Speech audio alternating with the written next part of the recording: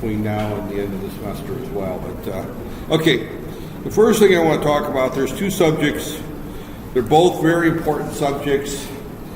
I don't have labs set up for either of those, although there is one that we could do for the analog, and it will take all of about 10 minutes. I'll put the file up and show you how to do that. There, yeah, it's warm in here. There's not much we can do about that there. I don't know, is that even on? It's on. It just doesn't put out a lot of that there. Yeah, it was interesting. I was reading the newspaper this morning, as I normally do during breakfast, and there was a big article in the Star, which, being a non-Malay speaker, I'm limited to, I think, two newspapers. What is it, the Sun and the Star are the two English newspapers, and of which the Star seems to be the better of the two. I won't comment too much on how biased it is, but it definitely is a biased newspaper that there. So I find most newspapers are biased, not even the ones in the U.S. If I read the Wall Street Journal, it's a very conservative newspaper and it scants the news a certain way. If I read the New York Times, it's a very liberal, pro-Jewish, pro-democratic type newspaper. It scants the news a certain way. I mean, all newspapers have biases in them. So, and it's an art that, as young people, you need to pick up. Is when you read a newspaper, you have to be able to understand that the author of an article or the editor of the newspaper has biases, whether they're political, whether they're religious, whether they're social. It doesn't matter what they are. They have interests out there. And so as you read the articles, you have to keep in mind these things out there. But this article was probably fairly accurate. It was talking about the fact that most people in many families in Malaysia have never bothered putting air conditioners in, but this recent heat wave has prompted a number of people to put air cons into their houses. Well, coming from the West, and especially coming from the northern part of the U.S., which gets very cold in the wintertime, where we got temperatures in the minus 30s in the wintertime and as cold as minus 40.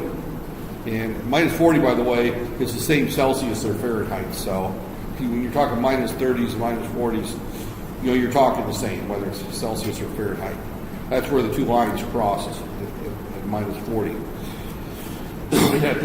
So I've lived with the fact ever since I've moved to Malaysia, I'm paying anywhere between 300 and 400 ringgits per month for air conditioning. And it's gone up to about 600 ringgits with this heat wave out there. I think my electric bill last month was about 600 ringgits, so it's quite high out there. And many Malaysian families are not used to spending that kind of money for electricity because they're not used to having aircon. And air conditioning is probably 75% of my electric bill out there. If I didn't have air conditioning, my electric bill would probably be under 100 ringgits or right around 100 ringgits. So air conditioning definitely is a major part of that there. So it's kind of an interesting article out there.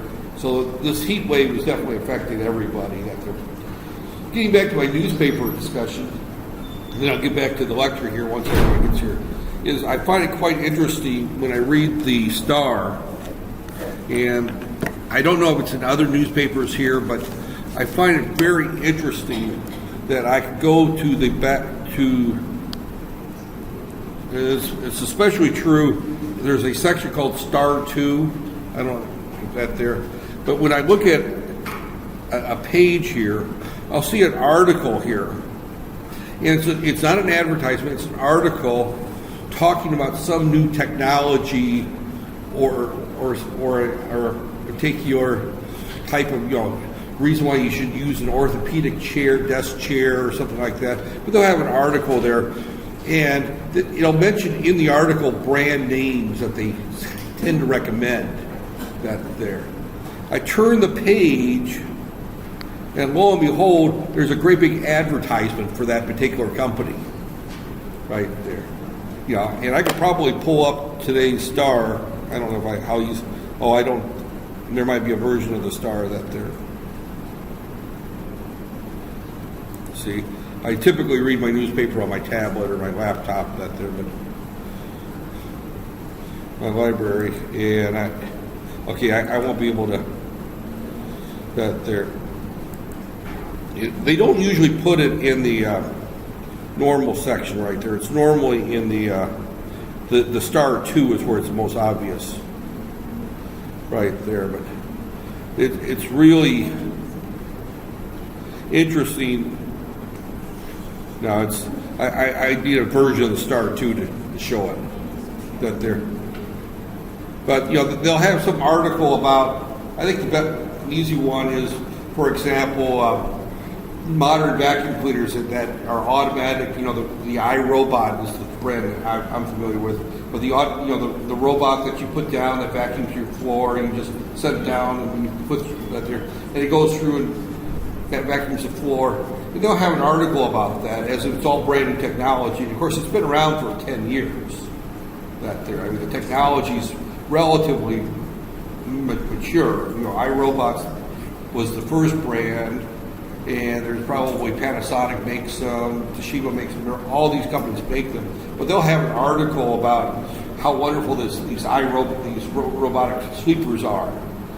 And then they'll mention a brand in there, and they'll only mention one brand, even though there's 20 different brands. But then you turn a page, and there's a half-page ad for this particular iRobot, this automatic robot. And I've seen it for water filters, I've seen it for desk chairs, I've seen it for vacuum cleaners, I've seen it for mixers, like the juicers out there. I've seen them do that stuff constantly. And you have to read the article on that there, and you have to realize that this article is actually just an extension of the ad. But they hide the article as if it's news, and you should believe it as being unbiased news. Well, the same thing is true when you read, anything about, say, for example, foreign workers. The need for foreign workers. Obviously, somebody in the newspaper is being influenced by, that there. But every newspaper does that. So just keep that in mind. That's a side note. It has nothing to do with the lecture that there. But it's something that I just find very obvious here, is that when you read a newspaper, you have to keep in the back of the mind that the author of that article has personal biases. And they may not be personal, they may be financial interests. Someone may be writing an article about some new housing development that there, and how this new multi-purpose development is such a great idea. In reality, he's being paid a sum of money by the developer to write the article. And I find it very, very obvious that there. So, or you'll read some article from somebody that talks about how the housing market is going to boom, how housing is set to go up in price and continue to go up in price. Well, in reality, the person who's writing the article is heavily invested in the property market, and they wanted to go up in price, so they're saying it's going to go up in price, draw speculators into the market to invest and run up the prices, so they can sell their properties and make their money and get out. There's all kinds of different things that, as you read news, you have to keep in mind that when you're dealing with the media, not everybody lies, but they don't always tell the whole truth, nothing but the truth. They tend to skew things. All right, what I want to talk about this morning, and I have no interest in, I'll give my disclaimer that I do not have stock in Silicon Labs. Do I make any money selling their products? So, but I will be talking about their chips here in this discussion. All right, serial communications is a way, you should have covered serial communications in your basic digital course, right? That there. Serial communications means that you're sending data from one processor or from a processor to some peripheral or back and forth, basically 1 bit at a time. Parallel communications, you're sending it 8 bits at a time. That there. And when we deal with microcontrollers and microprocessors, we're dealing with serial communications is a very common way of communicating, and we have standard protocols that are used right there. And one of the questions I'll tell you right off the bat on the final exam is I'm going to ask you what protocols are supported by the 8051 right there. So, and I'll tell you the answer right now before I get into that right there. And it comes right off the data sheet. And you will see right here that digital peripherals, you will see UART, IC2, SPI, right there. These are the communications protocols. I'm going to talk about the UART predominantly, but you need to know these three communication protocols right there. So another one that you'll see is not supported by this one is called CAN, right there. But there, I am not going to spend a lot of time talking about digital or serial communications other than to tell you that what they are and just kind of give you an example of how we would use those on the 8051. Using the other ones, excuse me, the IC2 and the SPI is very similar. And as I've said in the past, unless we're doing a particular lab on a subject, I'm tending to avoid the processor-specific instructions. And a lot of this is very processor-specific. Well, let me go through the slides regardless. Right there. Okay.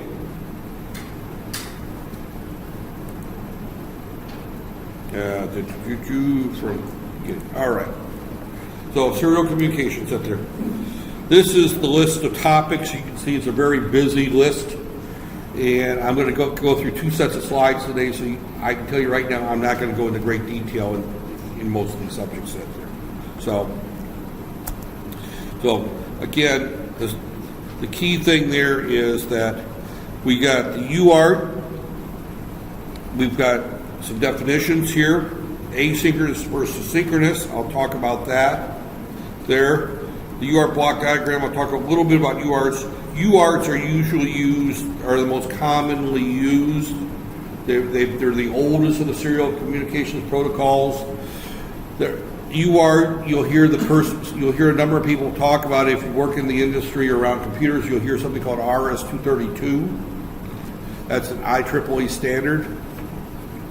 It's been around probably for 30, 40 years, right there. It's still around. We're still using it. It still works very well, right there. The only difference is that when we're dealing with the 8051, we don't use the term RS-232. We just use UART because RS-232 is typically plus minus 12 volts. That there, and we normally operate at 5 volts or 3.3 volts when we're dealing with microcontrollers. That there, and we buy chips if we have to up it to 12 volts for level shifting right there. So, but right there. So the UART is the most common right there. And as you can see, this whole chapter on serial communications is almost all on UARTs right there. For that reason, the UART is the most common right there. So, right there. They're parallel communications, single wire communications, over bit by bit over a single wire. And again, there's two types of serial communications right there. Parallel is you're using port 0, port 1, or port 2, and you're writing out to up there. I talked earlier about the LCD display, for example. We didn't get the lab to work, but we talked about that the LCD display had an 8-bit interface, or we could use it as a 4-bit interface. Well, we use it as a 4-bit interface. We send the high over nibble first, and the lower over nibble. When we're interfacing to this LCD, we're using parallel communications. We're writing 8 bits at a time to it. Now we could do it, like I said, 4 at a time, but we were still sending it 8 bits out there. We were using parallel communication. Serial communications, we typically have 3 wires. The 3 wires we normally have are transmit, receive, and ground, right there. So that there. Single wire communication implies sending bit by bit over a single wire. There's no single wire communications. It's always at least 2 wires because you always have to have a ground between the 2 devices. But most commonly, you're going to see, if you're dealing with UARTs and serial communications, you're most commonly going to see 3 wires. Sometimes you'll see more, but that there. There's two types. One is synchronous and the other is asynchronous. Synchronous, the big difference between the two is that you have a clock. And my pen is doing funny things, so clock that is shared. In other words, you transmit the clock with the data. 90% of all serial communications is asynchronous. Asynchronous means that we have a set timing that we must follow, but we don't use a common clock. So that the receiver is sitting there waiting for the data to come, and once the data comes, it knows that it's going to receive one bit, then the next bit, then the next bit. He knows how wide each bit is. So in other words, it's waiting, there's my start bit, and here's my data. It might look like this right here. So we got one bit, this is our start bit. We may have two start bits. We have 1, 2, 3, 4, 5, 6, 7, 8 bits, and then maybe a stop bit right there. So we know that this tells it that's the start of that tells it it's the end. We may not have end stop bits. We may have two start bits. There's various protocols that we follow that there. But each bit is a certain width wide right there. So for example, we're going to set this up to go at say 9600 baud, which is 9,600 bits per second. That tells us how wide each bit is. So we use something called a baud rate right there. So again, here's the serial communications standards. This is the UART, serial peripheral interface. Those are two that are supported on the that there. And right here is the answer to your question. Actually, it's got two UARTs, one SPI, and the SM bus. Those are the three that we've got that we use. There is no serial ATA built into the 8051.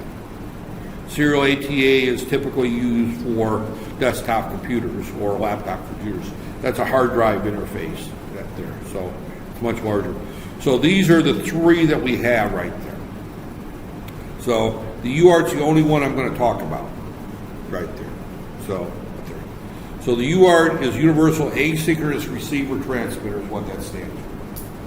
And as I said, it's been around for a long time. This particular set of slides does does mention RS-232. I didn't look at the slides carefully enough to see whether it does, but you'll see the word RS-232 mentioned in a number of locations out there. This is typically the simplest way of looking at it. We can add start, stop, and parity bits. A parity bit is a bit that is used for error checking. It's an added bit that there, and what it does is it simply changes its value to ensure that the sum of all 8 bits are either even or odd. They're all high bits right there. So what it's making the assumption, and statistically it's valid, that if there's an error in transmission, only 1 bit's going to get changed, not 2 bits in the same byte. So if you have odd parity, and you set this up for odd parity, and when the data comes in, and we examine the data, and there's an even number of ones, we know that there's an error. So we can ask for the data to be retransmitted right there.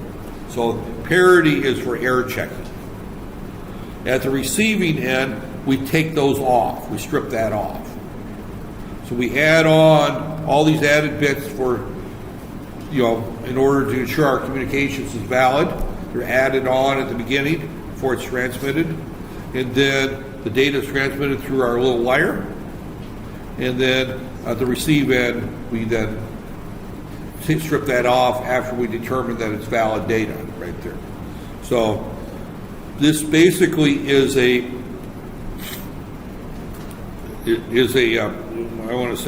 shift register.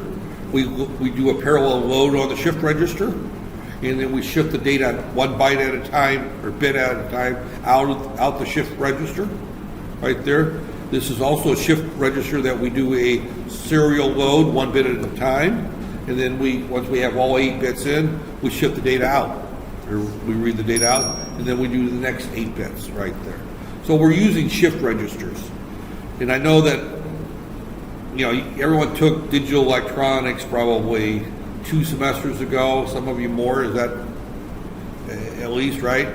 So you probably remember a lecture or 2 on shift registers. You probably don't, that there. And to be honest, most people that teach digital, including myself, don't spend a lot of time on shift registers because there's not a lot of use for shift registers until you get to studying UARTs. And since very few people design UARTs, we also don't spend a lot of time discussing shift registers then.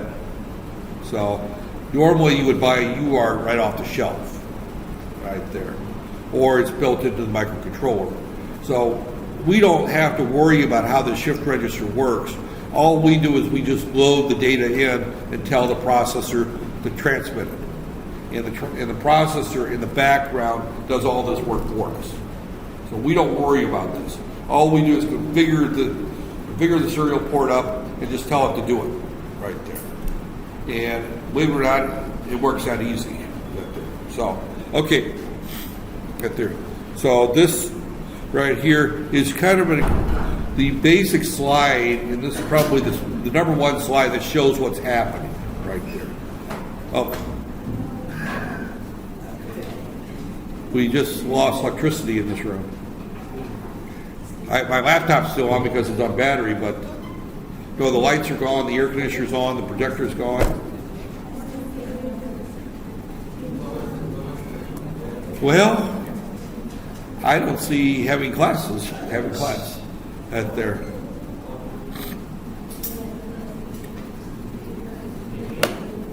Let me go outside, but this is a building. Well, it's not a building issue. This is still on. The aircraft's still on, right?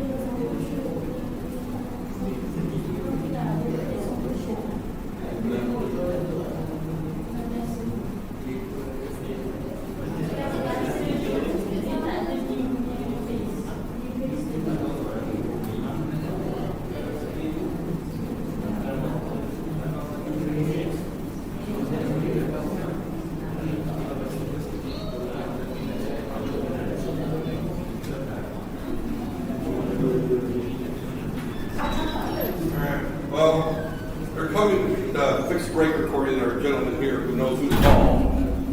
That there. So hopefully it comes back. If not, we continue next week at this time. Because during the lab sessions, I want you to work on the final project. So that there. We've got enough time. If I lose this hour, that it's not critical. The reason I'm covering this instead of talking about the project is I want to make sure that I get the topics going to the final cover before the end. Because we've got about 3 lectures left, so. Okay, so I've got this one, and I think the other topic I've got to cover. I'm talking the analog after this, if I get that there. The analog doesn't take that much time.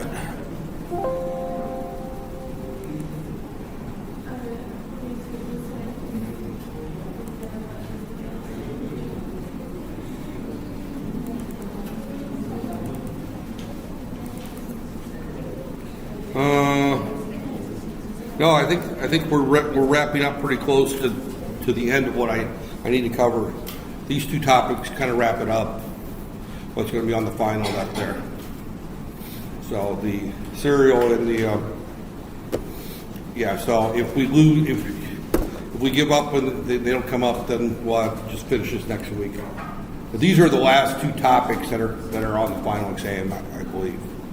So, and I just wanted to jump ahead, get those covered. That way, if something happened, like the power went off during our last class, I taught a course, taught one of the classes last year.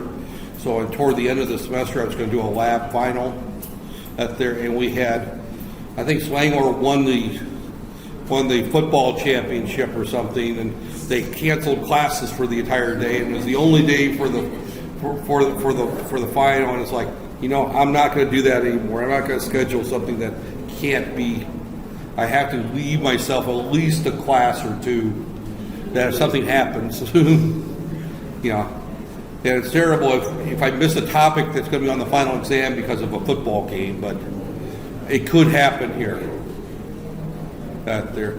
I mean, to be honest, I hate to say it, but say even, oh, this is still being recorded too. Let me stop the recording. But yeah, because I'm on laptop mode right there. That there's probably a 5-10 minute period where I forgot to shut the pause recording, so there's some noise in there. Okay. All right, well, the last thing I was saying is that I think I pretty well covered everything there is that's going to be on the final exam. I'll reread the final before I say that for sure. So, but I wanted to, and this is exactly why I changed the plan of study, or the plan to cover this, is that if this was the next to the last class and this happened, there, and then the last class I reserved for reviewing for the final, then we would have a problem there. So, okay.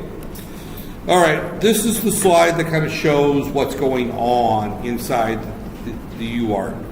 There's two parts of the UART. There's the transmit buffer. This is often called the transmit buffer, and the receive buffer. And we'll talk a little bit about that. But those are the two registers that are in the UART.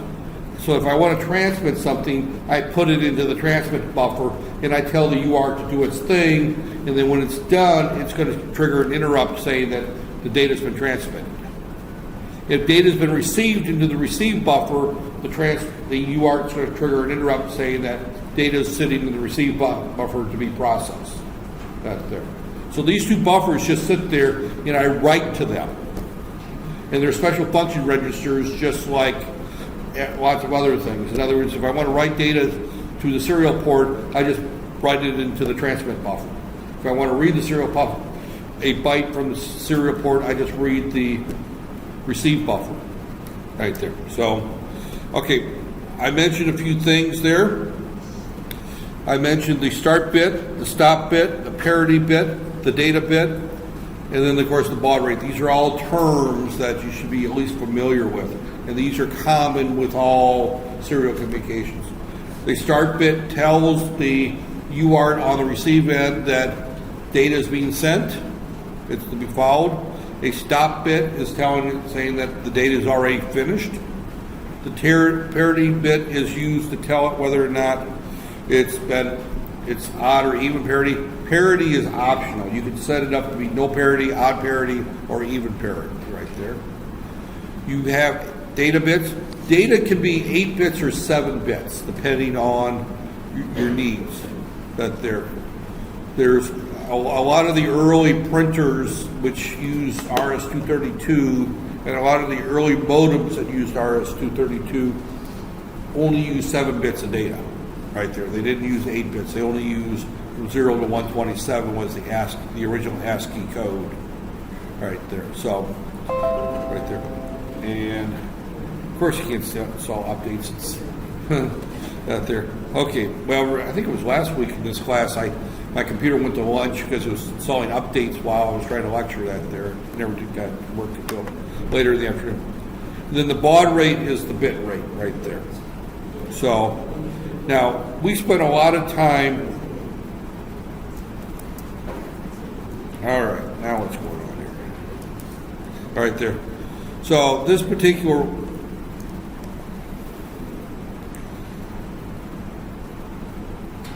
oh, I skipped a slide. All right. Okay, this is, for some reason I slipped this here, but the asynchronous is easy to implement. Here's our start bit. This shows as a low. Here's our stop bit, which is a high. There could be one or two. This is the actual data bit, and this is the parity bit. And this is just being transmitted one bit at a time, not a single line. This is 1 byte. So it actually takes, when we look at this, you're going to have at least one start bit, one stop bit, 10, usually, all right. Next week, okay? Obviously, this is not going to